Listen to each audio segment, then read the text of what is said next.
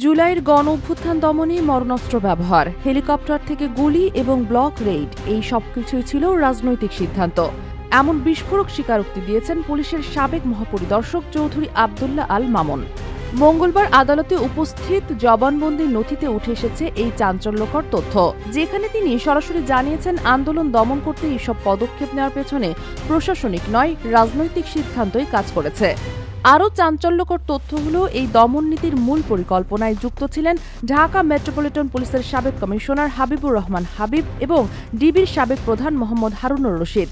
এর আগেই 10 জুলাই চৌধুরী আবদুল্লাহ আল মামুন রাজসাক্ষী হয়ে আদালতে জানিয়ে দেন তিনি জুলাই আন্দোলনের সংগঠিত হত্যাকাণ্ডের বিষয়ে অবগত ছিলেন এবং গণহত্যায় জড়িতও ছিলেন।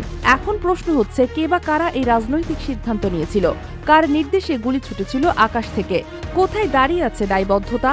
এই জবানবন্দি শুধু একটি ব্যক্তির স্বীকারোক্তি নয়, এটি একটি শাসন ব্যবস্থার মুখোশ উন্মোচনের শুরু কিনা সেই প্রশ্নও আজ উঠেছে।